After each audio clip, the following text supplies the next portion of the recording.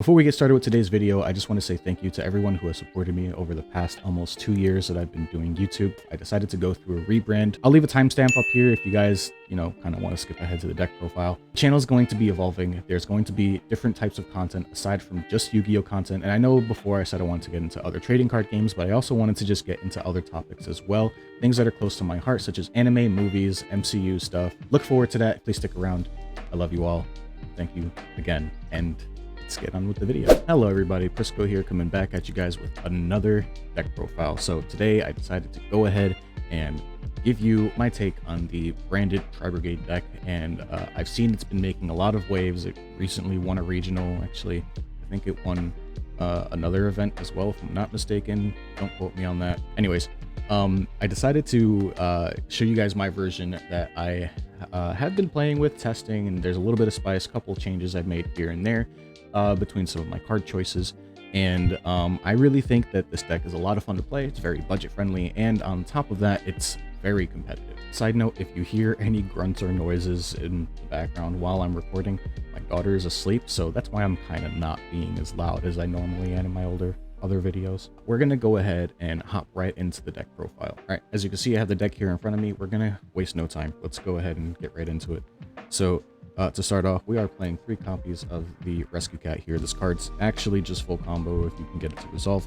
I decided to not play the Gamma package just because after turn 1 it's kind of dead and there's no use for it, so it ends up becoming a brick later on.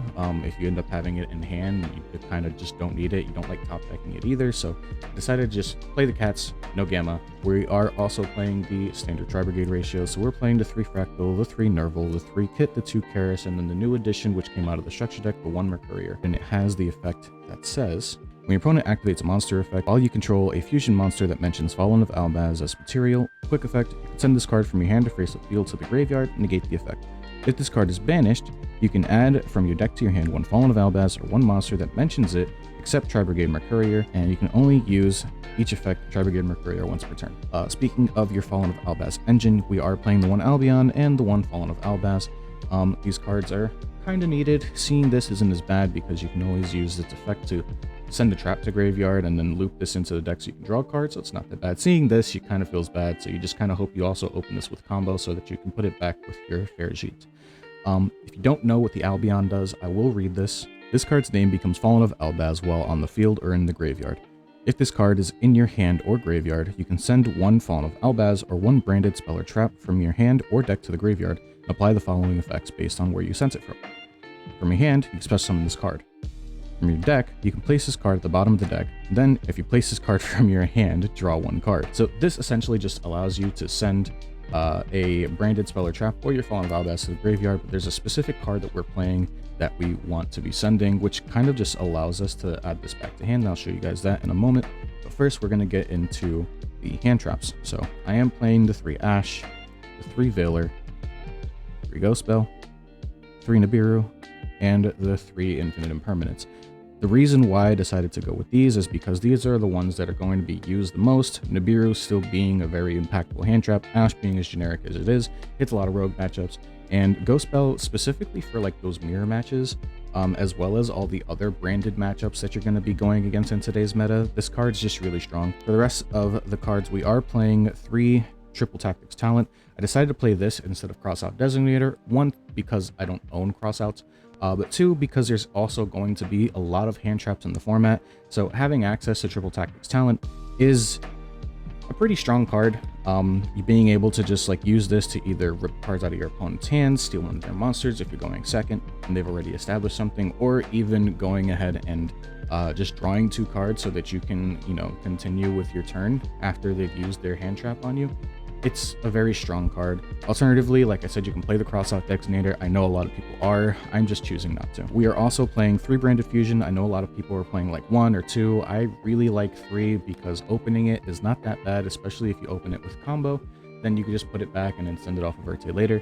But I'm also playing some other spice in the deck that I had mentioned earlier, and that is the 1 branded in red. There's a little bit of a combo that I kind of figured out, which I'm pretty sure I'm not the first one to figure it out, but there's a way for you to loop your Mirror Jade back into your extra deck so that you can then summon a second copy of it and be able to use the effect to banish a card again. For the other power 1-ofs, we are playing the one Called by the Grave, the one Tenki, and the one Foolish Burial. I really like these cards. This is essentially just full combo, and so is this. So 1-card starters are very, very important in this deck. And then Called by the Grave, just because it's Called by the Grave, it's sacky, it's kind of funny when you can resolve it. And then for the traps, we are playing the one Revolt, and here is the spell that you are going to be sended off of your Albion. I say spell? Mint Trap. Essentially what this card says is you can banish any number of branded spell or traps from your graveyard and special summon that many Ice Blade tokens, which are Dragon Dark level 8, 2500 attack, 2000 defense, to the field. Right? So, like, whatever. That's cool. The important fact is this one. You can banish this card from your graveyard and target one of your banished monsters that has Fallen of Albaz or mentions it and add that monster to your hand. So this, in combination with this and this, kind of just allows you to add this back to hand and use it as a hand trap. So let's say you banish this off of one of your Tri-Brigade monsters. You can then use it to search this, use this effect, put it on the bottom of the deck, and send this to grave, draw a card. And then you can banish this to add this back to hand so that you can use it as a hand trap later on. I really like the amount of hand advantage you're going to be generating with this deck. Moving on to the extra deck, we are playing the one Almirage, one Double Dragon Lords, and the one Verde Anaconda. This is kind of necessary for you to play the deck properly. And then for the rest of the Link 2s, we are playing one Fergie. You can easily play a second one if you want to. I actually was for a little while, but then I decided to play the branded in red package, so I needed to make just a little bit of space.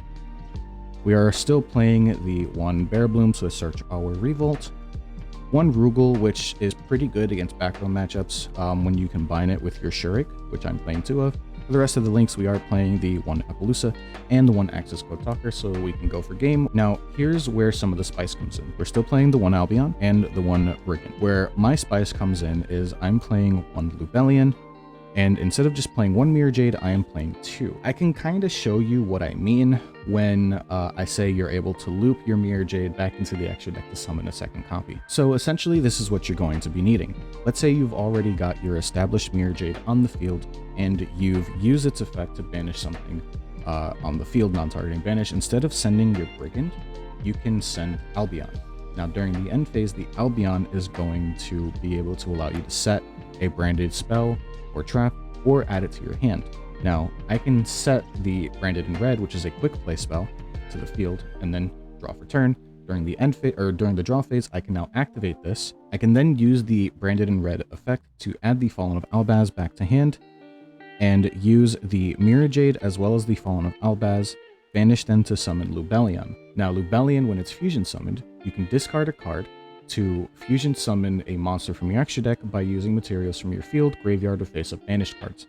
So you can use the Mirror Jade that you banished to summon the Lubellion and the Albaz, shuffle them both back into the deck. So now you can use the Mirror Jade again, because Mirror Jade's effect restricts you from being able to use its effect to non-targeting banished card on the field during the turn after it's already been used.